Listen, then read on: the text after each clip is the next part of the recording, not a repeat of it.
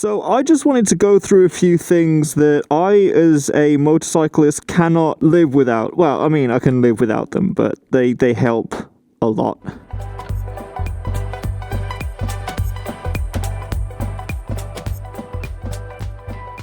What is up, everyone? So I just thought that today I would do a little bit of a different style of video because I've been doing unboxings, I've been doing ride with me's, I've been doing things like that, and it's all just kind of the same. Plus, the weather's been terrible, so I haven't really had a chance to step outside and get on the bike, so I just thought I'd use this as an opportunity to list 5 things that I, as a rider, find extremely useful in my day-to-day commuting life. Now, the first thing typically helps me as somebody who makes content, who likes to have a camera on my face, is this. This is a chin mount, and it can fit any action camera. It can fit GoPros, DJI Osmo Actions, and the reason that these are so important is insurance claims, internet content. So some of the pros, they are inexpensive. I think I paid about £30 for mine, and that was just for the mount, by the way. That wasn't for the other thing. And I'm gonna put 2 in 1 here because I got 2 products from chin mounts. So I got the actual chin mount itself, and I got this little chin mount arm thing. I just put a clip over the video. These are extremely secure and easy to install. All it is some foam tape that is extremely secure, and it also dampens vibration as well. These are also specific fit, like these are perfect fits for specific helmets. So if you have a Shoei, an HEV, if you have a Bell,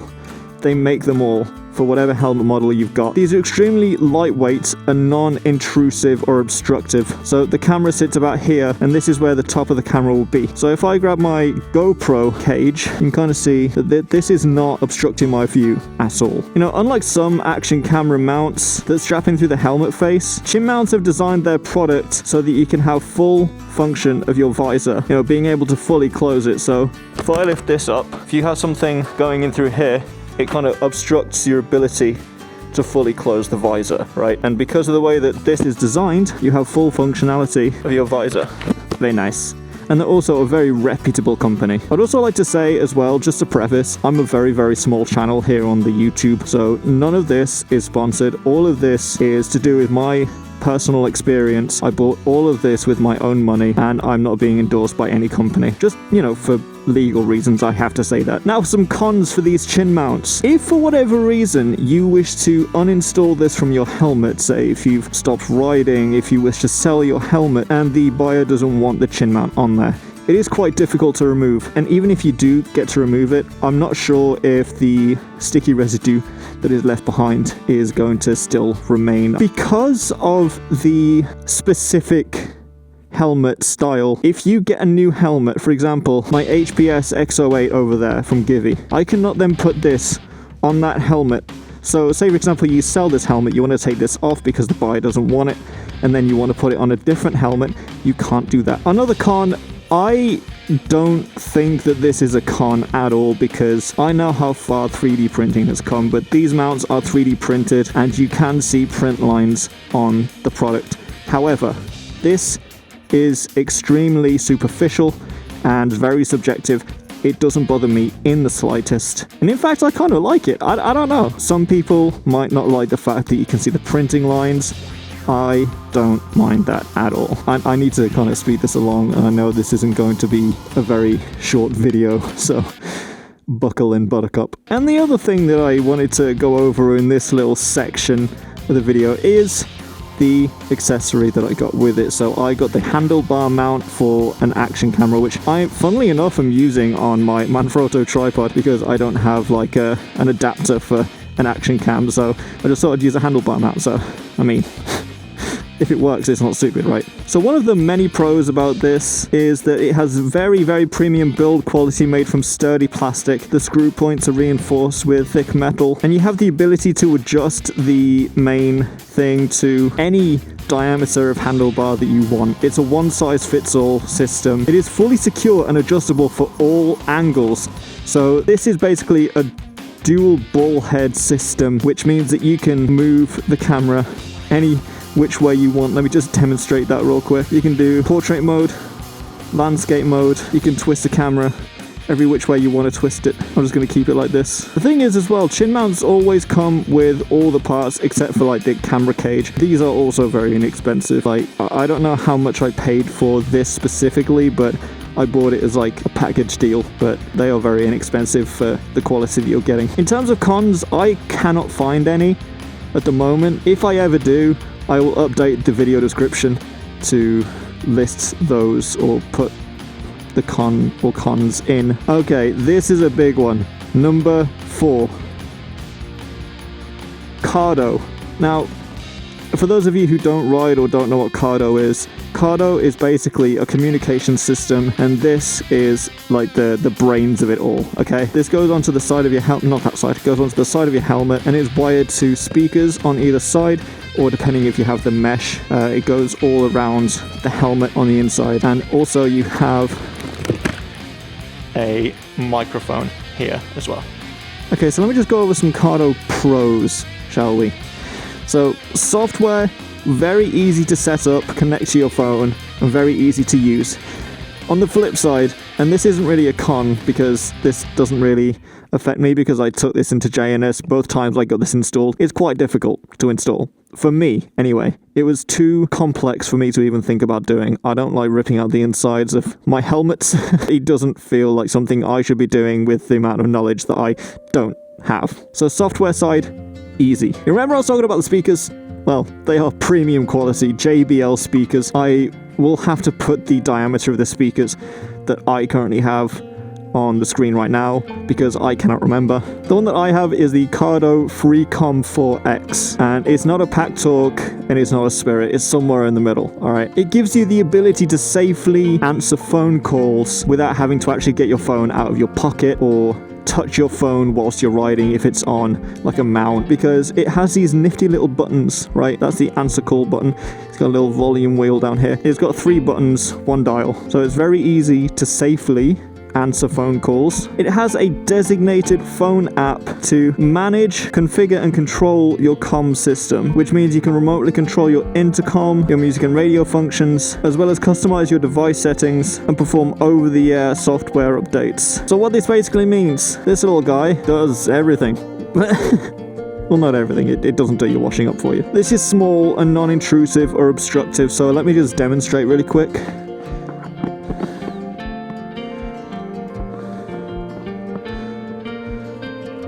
So installing it is just as easy as doing that, right? It sits here near the back of your helmet. So for me, the wind goes there and past the Cardo. So I don't even know it's there, and unless I'm listening to music or directions or talking to somebody over the phone. This has voice control too. You can say, "Hey Cardo," and ask it to do things like call people, give you directions, I think, skip the track you're listening to currently.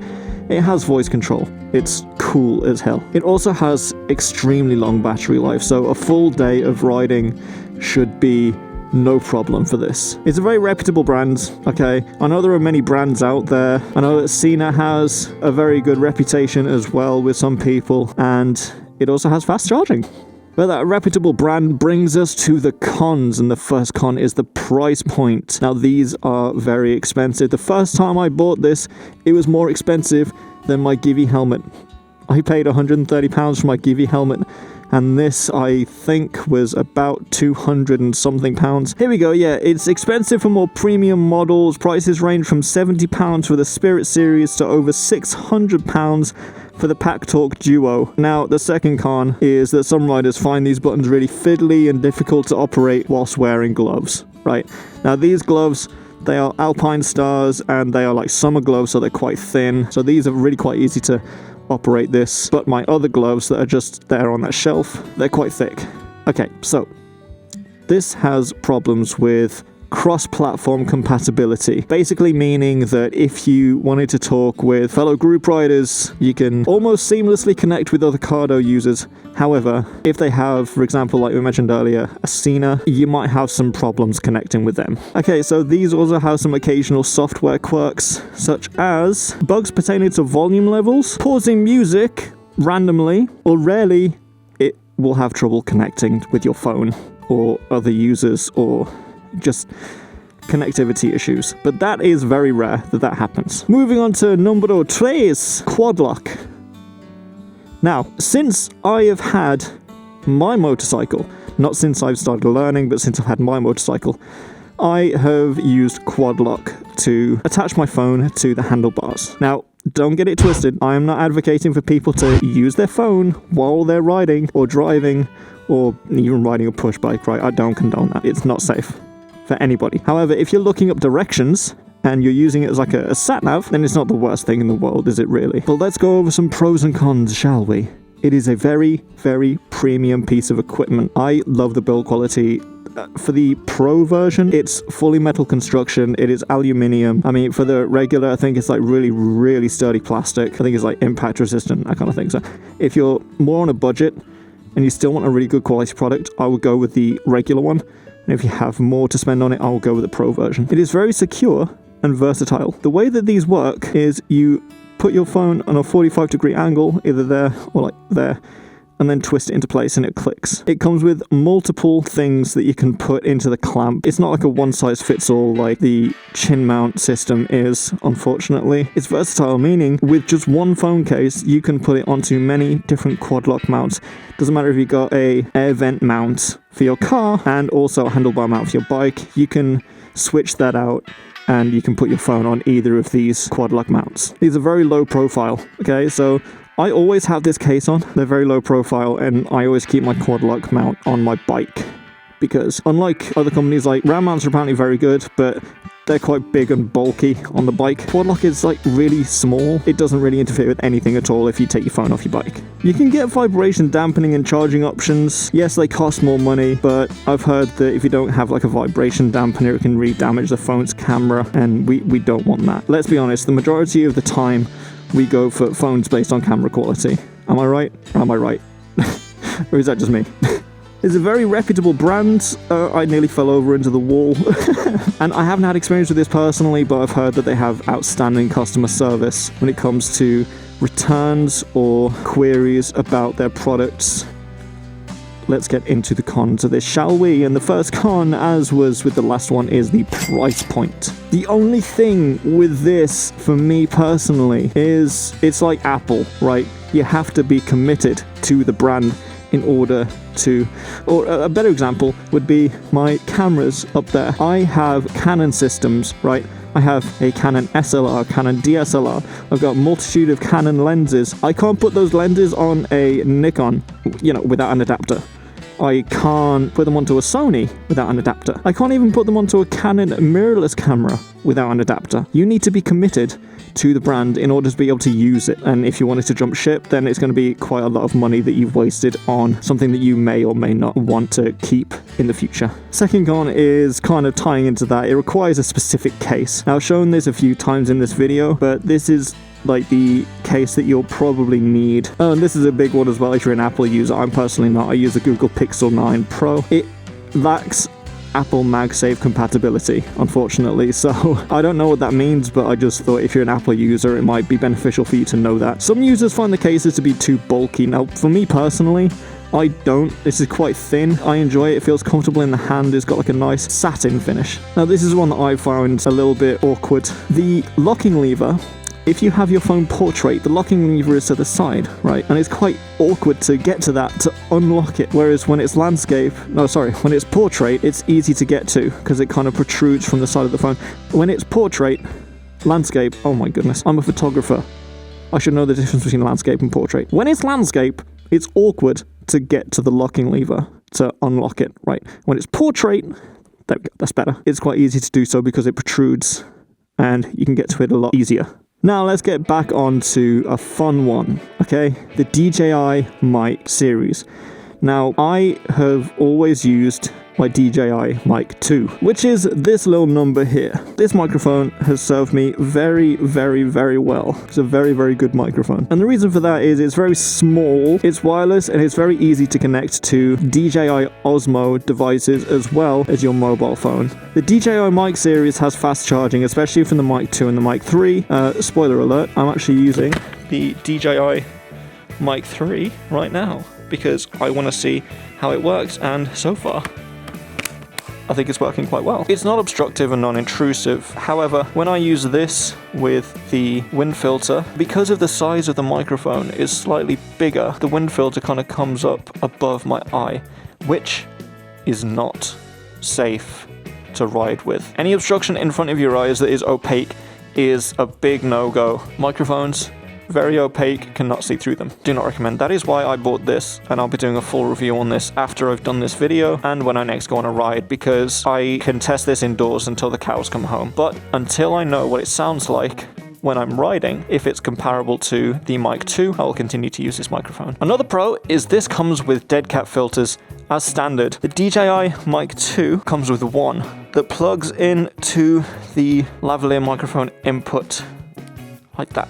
This comes with two, so I'm wearing one, and it also comes with a grey one. These have incredible audio quality, and they can also connect to one device. Like multiple of these can connect to one device, so if you and your friend have both got these, you can connect it to one camera. And there is one caveat to that, which I will go over in the cons section of this video. This also has 32-bit float recording, which basically means that you can edit the audio in post, like after recording, to bring the noise down, edit out some background noise if you so please. You can also avoid clipping. Another pro is that it has active noise cancellation, which basically means that you can press a series of buttons and it shows you that you are actively cancelling out noise as you're recording. It also has a really cool design. It is translucent. You can see the internal workings of this microphone. You can get them in this color, you can get them in white, which is opaque, but I prefer this color personally. And last but not least, they have a dual attachment design. Let me just demonstrate on this one. It has both a clip,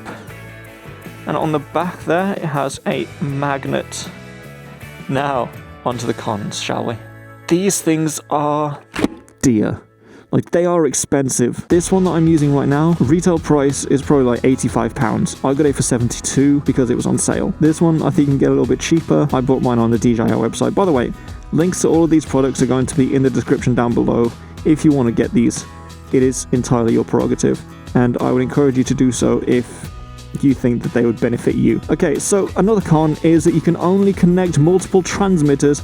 The transmitter is the microphone itself to one device via a receiver, which is not the camera, which is sold separately, right? So you connect two microphones, for example, to one receiver. That receiver connects to one camera. Does that kind of make sense? It's like a tree diagram. Two transmitters, one receiver, one device, which is camera. It's annoying, but it is what it is. So one other con is that these have very limited internal storage. It has 32-bit float, but competitors like Rode have 32 gigabytes compared to the Mic 2 anyway, which has 8 gigabytes of internal storage. I don't know if this one has 8 gigabytes or 16 gigabytes or 32 gigabytes. I will double check that, put it on the screen.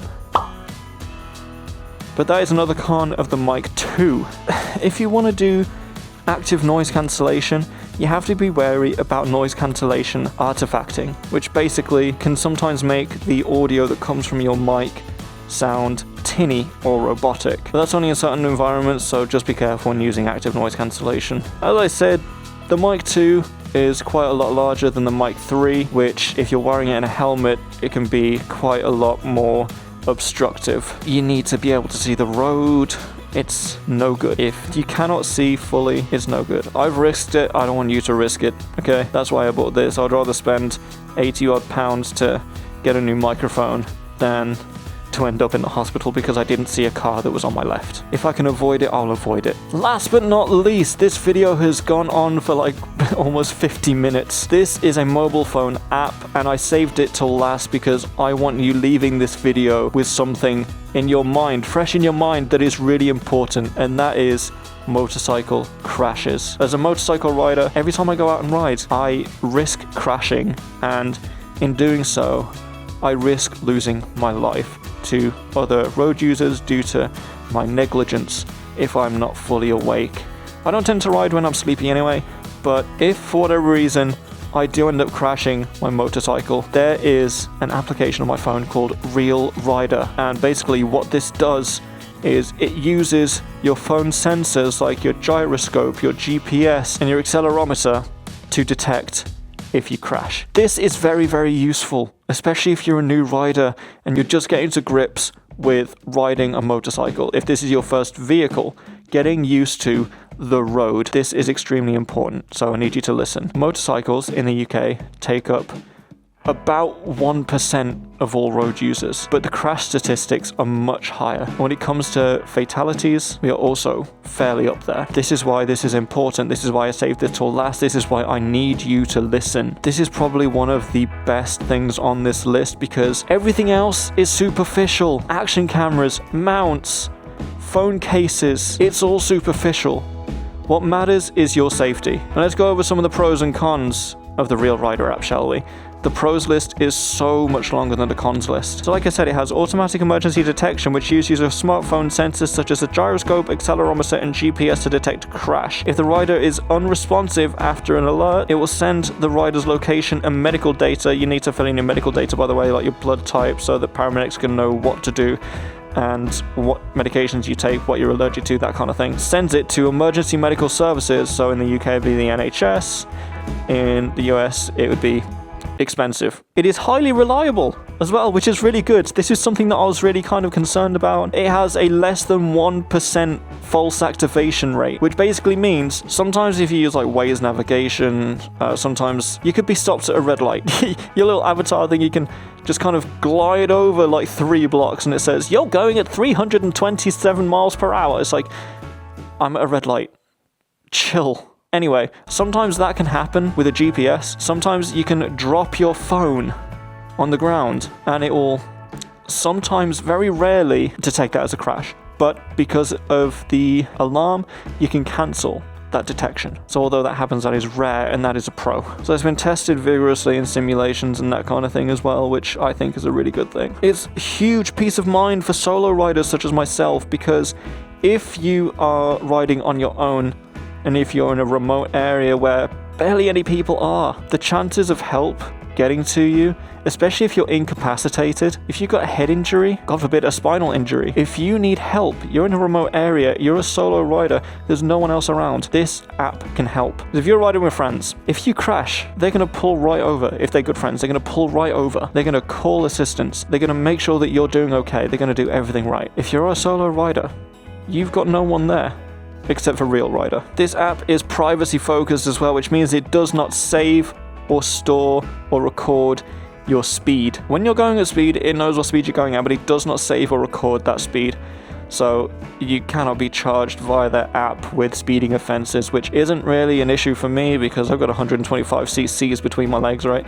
So it's not an issue for me. I can barely speed, but for those of you with bigger motorcycles, you can't be charged with speeding just from that app alone. But also, I don't condone speeding. Don't do that. Unless you're on a racetrack, go the speed limit. This has international coverage too, which works across the UK, Republic of Ireland, Europe, North America, Australia, and New Zealand. And it also includes additional features such as route recording, GPX export, and a group ride feature to see where your friends are. And it also has excellent customer support.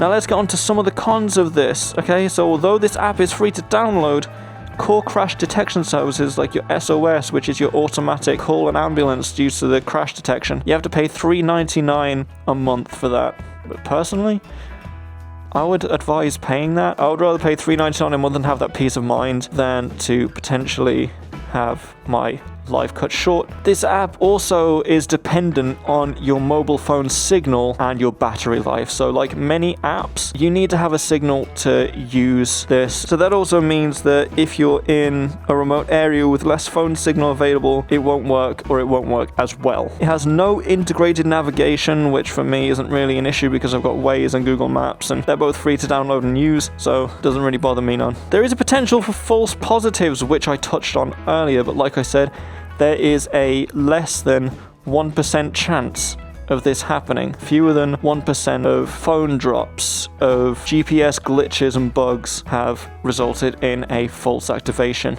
And even if it does, it's got a 2-minute cancellation window. So you have 2 minutes to stop that alert and you'll be fine. And the last con for this is there is no direct friends and family alert system. So for less serious crashes, like if you just kind of tip the bike over, your gyroscope will pick that up and it will basically still contact emergency services. But again, 2-minute cancellation window, baby. But if you do crash and it's less serious, you'd only want to inform your friends and your family and not the emergency services. That's another thing as well.